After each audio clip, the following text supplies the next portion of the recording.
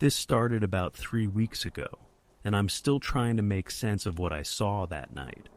I run a local blog about urban mysteries and weird stuff happening around the city. Nothing too serious, just content for people who like strange stories. Most of my followers know me for exploring abandoned buildings and documenting street art. But this was different. It began when this street performer showed up on the corner of 5th and Main, right in the heart of downtown, where all the foot traffic is. He was dressed as a mime, but not your typical black and white setup. This guy was completely silver. Silver face paint, silver clothes, silver gloves, everything. Even his shoes were painted silver. What made him stand out wasn't just the costume, though. It was how perfectly still he could be. I'm talking statue-level motionless for hours at a time. The only way to get him to move was to drop money in his hat. And even then, his movements were slow and deliberate, like he was made of liquid metal.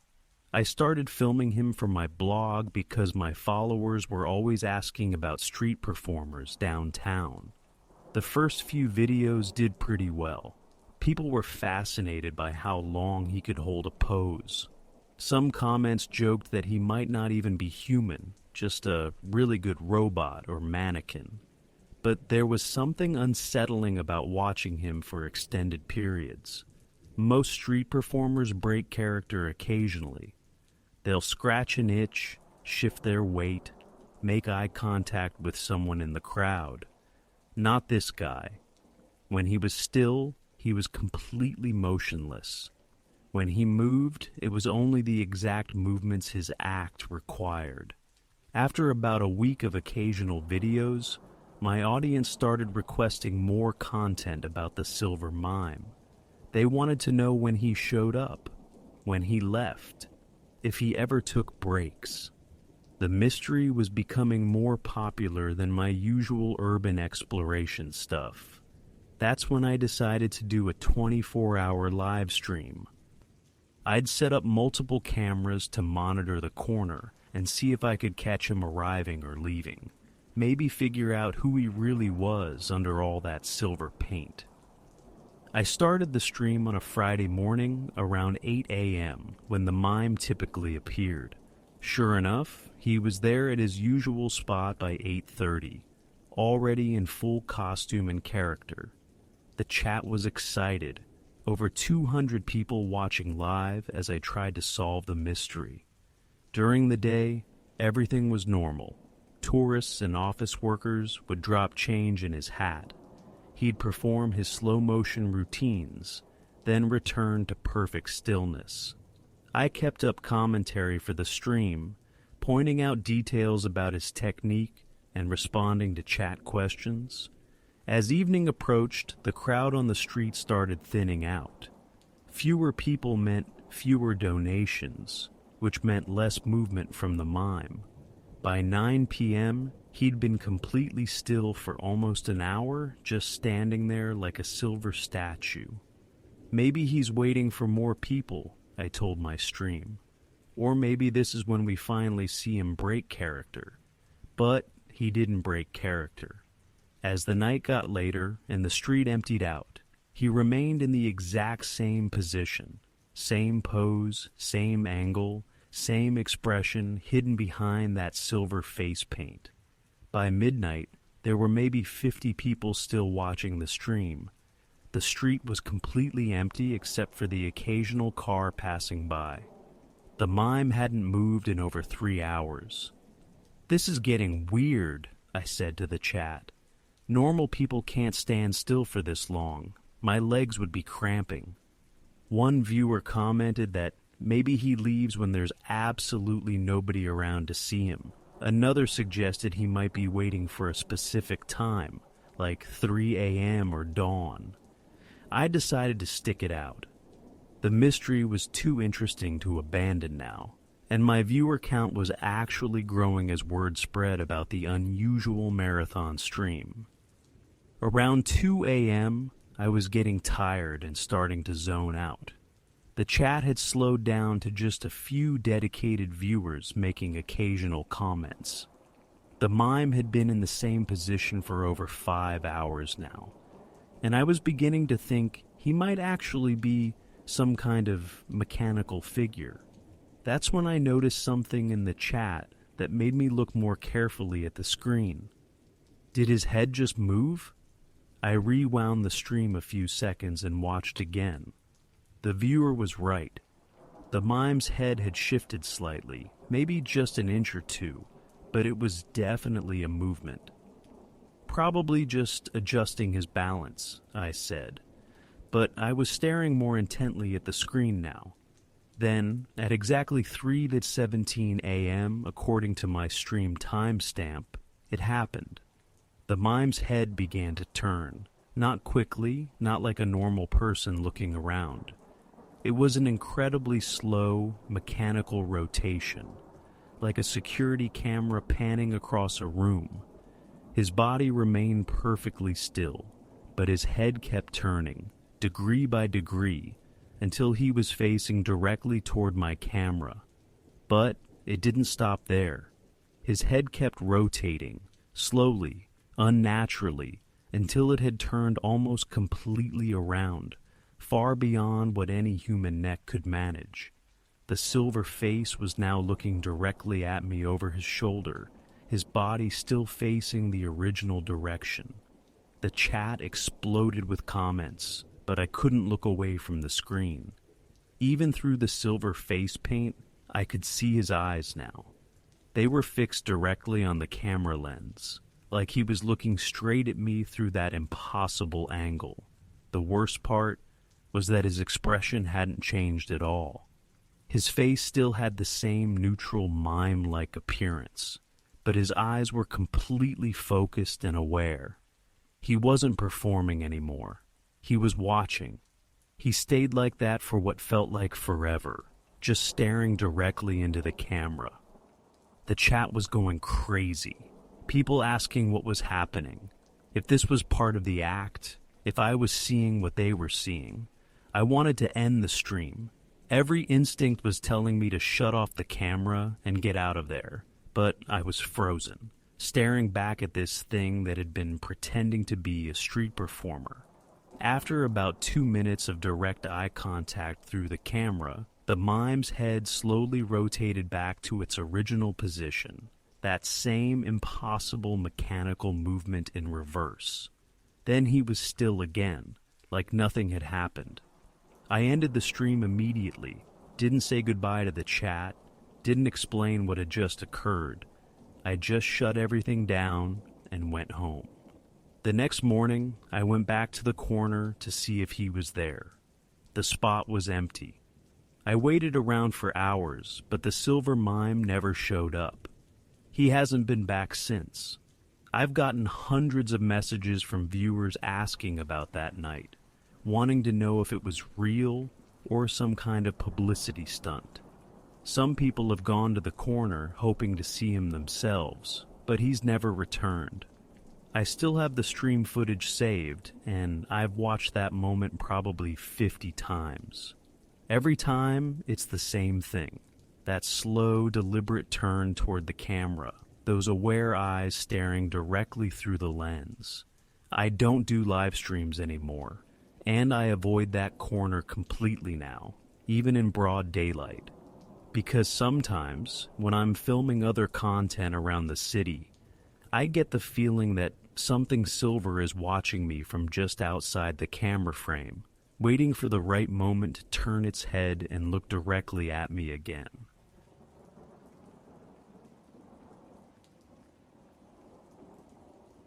This happened last month when me and my friends were exploring this abandoned community center on the outskirts of town.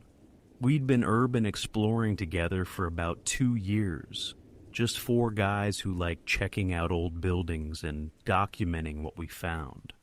The community center had been closed for maybe 15 years, and it was exactly the kind of place we loved to explore.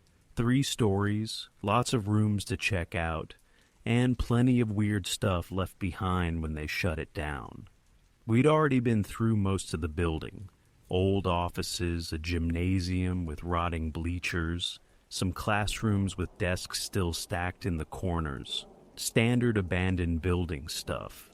But then, Marcus found this door on the second floor that we'd missed, tucked away behind what used to be the main stage area. The room turned out to be the old costume storage for community theater productions and holiday events. It was like stepping into a time capsule from the 90s.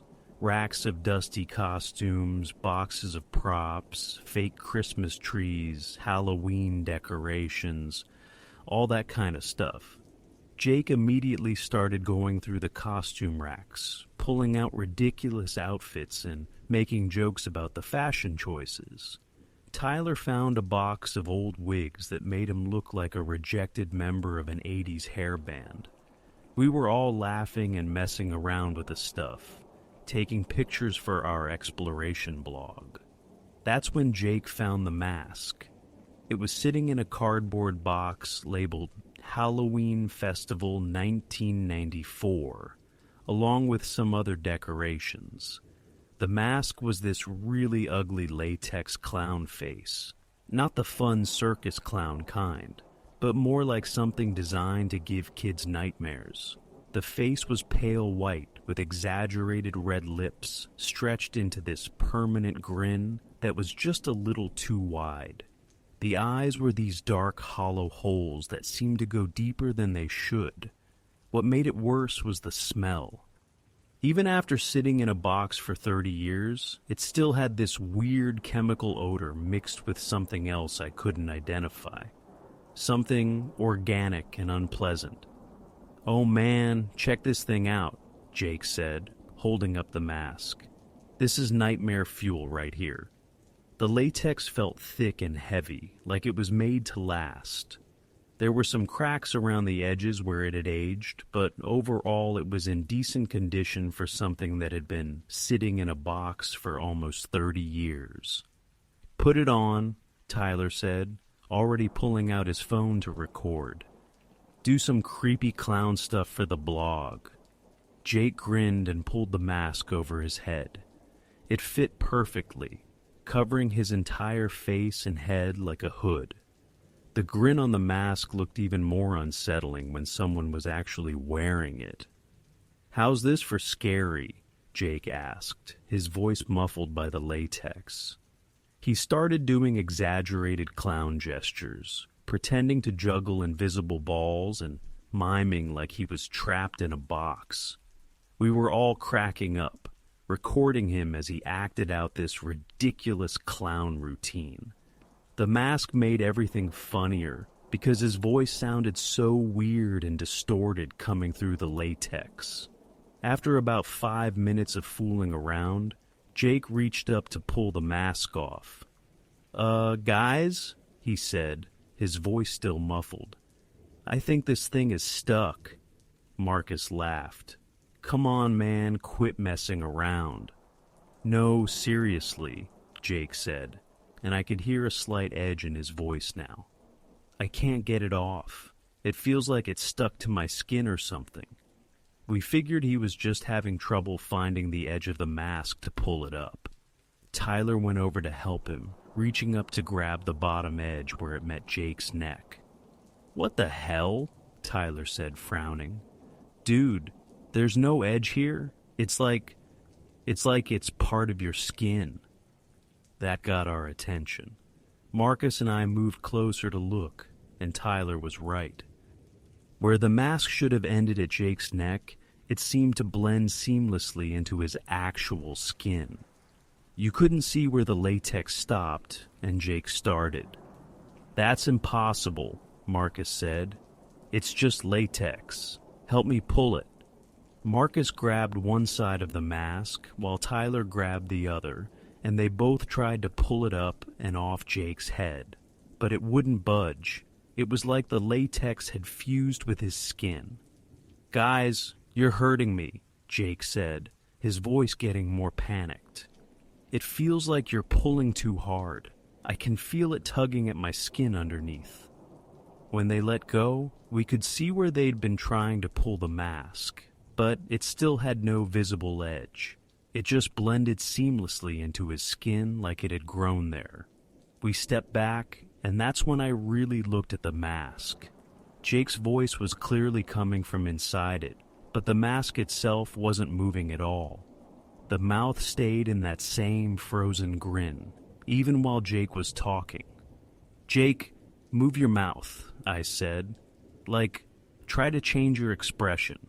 "I am moving my mouth," he said, and his voice was definitely coming from behind the mask.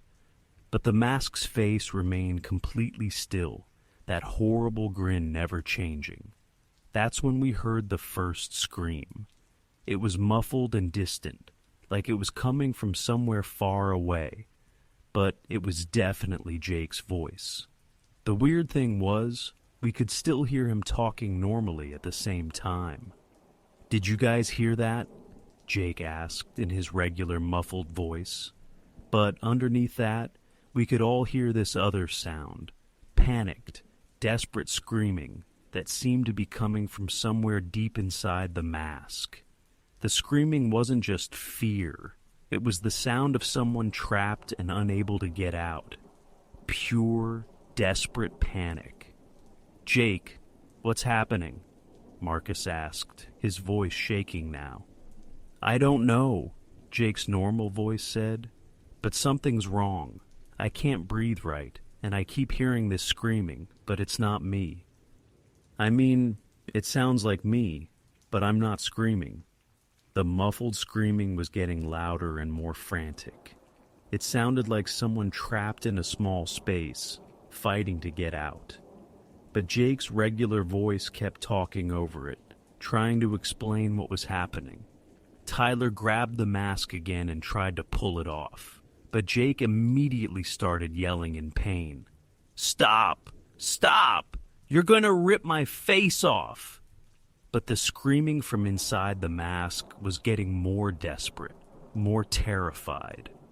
It was like there were two different versions of Jake, the one talking to us normally, and the one trapped and screaming somewhere inside that latex prison. Marcus ran to the other side of the room and started digging through boxes, looking for scissors or a knife, anything we could use to cut the mask off. Tyler kept trying different angles, looking for some way to get underneath the latex, but the mask wasn't coming off, and the screaming kept getting worse. "We need to get help," I said. "We need to take him to a hospital or something." "How do we explain this?" Tyler asked. "Hey, doctor, our friend put on a 30-year-old mask, and now it won't come off, and he's screaming inside it." The screaming suddenly stopped. The room went completely quiet except for Jake's normal breathing. "Jake?" Marcus said. "You okay?" "Yeah," Jake's muffled voice said. The screaming stopped, but, guys, I think something else is happening. I can't feel my face anymore, like, at all. We all stared at the mask. That frozen grin looked the same as it had when we first found it. But now there was something different about the eyes. They seemed more alive somehow, like something was looking out from behind them. "We're leaving," I said. "Right now. We'll figure this out somewhere else." We packed up our stuff and headed for the exit, Jake stumbling along behind us. The mask made it hard for him to see clearly, and he kept bumping into things. As we were walking down the hallway toward the stairs, I heard it again. That muffled screaming, fainter now, but still there, coming from inside the mask. But Jake wasn't saying anything about it this time. We made it to the parking lot, and I turned to look at Jake one more time. The mask's grin looked exactly the same as it had in the costume room, but something about his posture was different. The way he was standing, the way he held his head. "Jake, you ready to go?" I asked. He turned toward me, and even though I couldn't see his real face, I could feel him looking at me through those dark eye holes. "Yeah," he said, but his voice sounded different now. still muffled by the latex, but somehow clearer, more confident. We drove Jake to the emergency room, but by the time we got there, he said he was feeling fine. He told the doctors he'd changed his mind about needing help. Said the mask was just part of a costume he was working on for a party. The doctors looked at us like we were wasting their time. Jake still wears the mask. He says he likes it now, that it feels natural. He doesn't talk about the screaming anymore, and when we ask him about it, he just grins. Or, at least, the mask grins. But here's the thing that really gets me. Last week I was looking through the photos we took that day, and I noticed something in one of the pictures from the costume room. In the background, behind Jake when he first put on the mask, you can see another box labeled Halloween Festival 1993. I went back to the community center by myself yesterday. I found that box. Inside were newspaper clippings about a missing person from 1993. A local college student named David who disappeared during the Halloween festival. The last anyone saw of him, he was volunteering to help with the costume setup. There was a photo of David in the newspaper. He looked exactly like Jake, not similar, exactly the same face.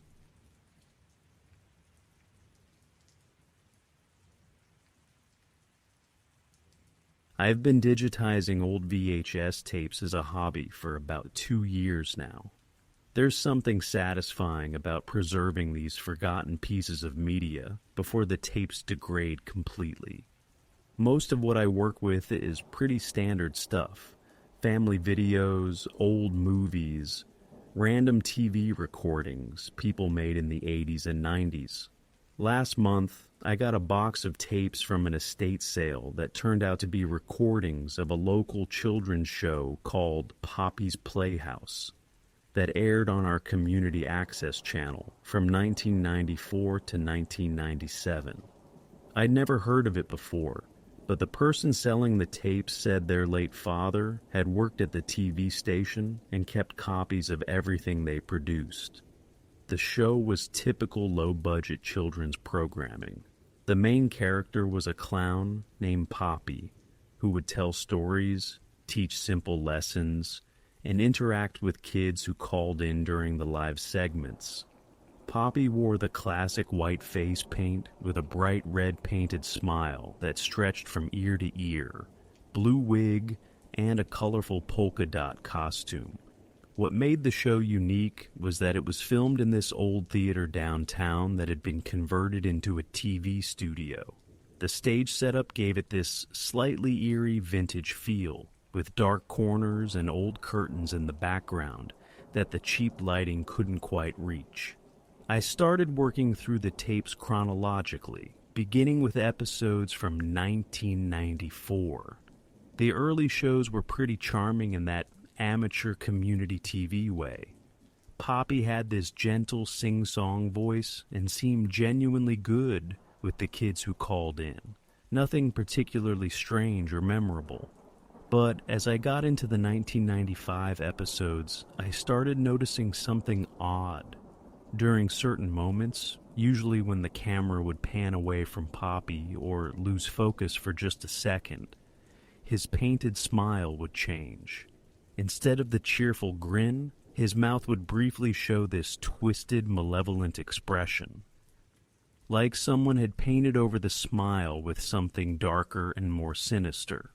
At first I thought it was a problem with the digitization process or maybe artifacts from the old VHS tapes degrading.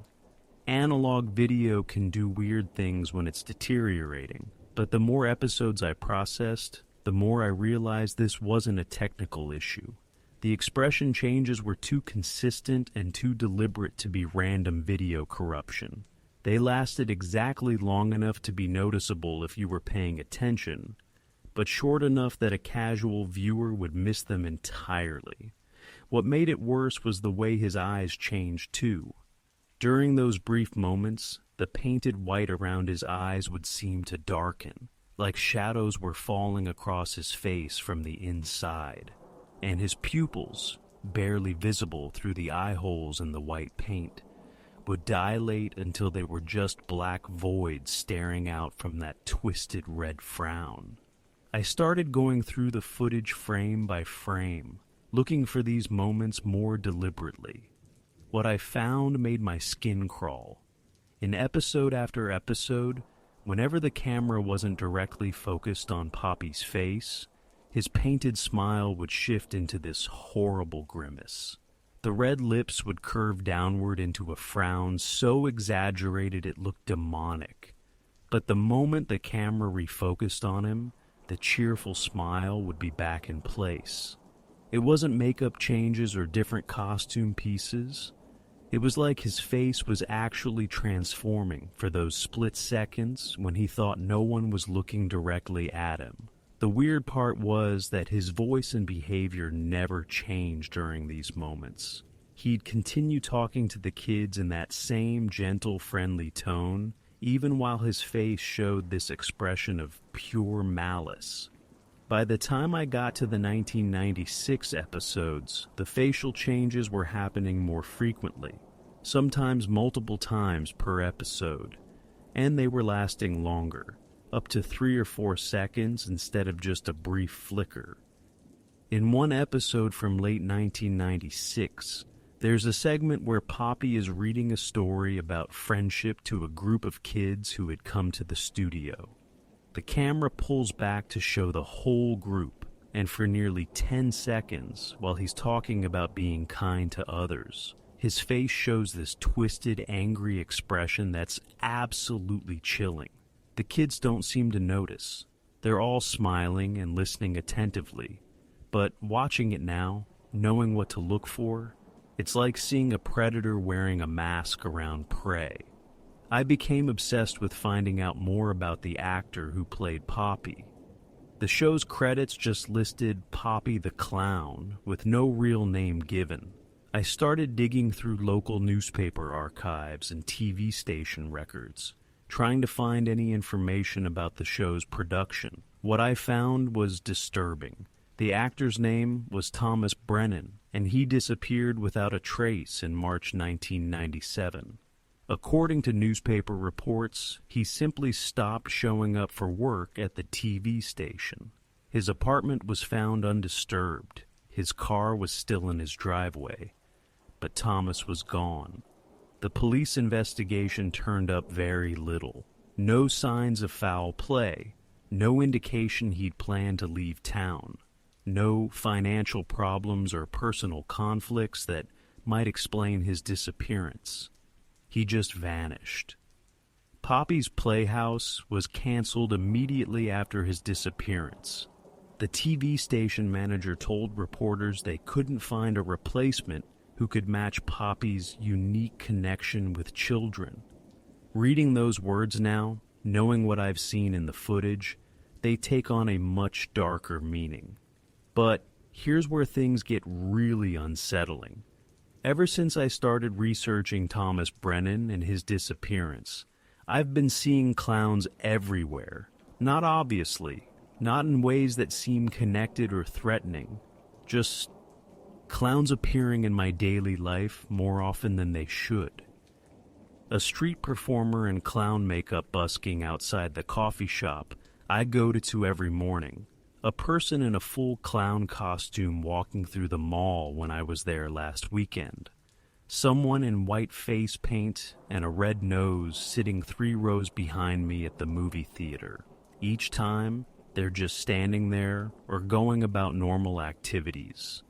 But they always seem to be watching me, and something about their painted smiles reminds me of Poppy's expression in those brief moments when his mask slipped.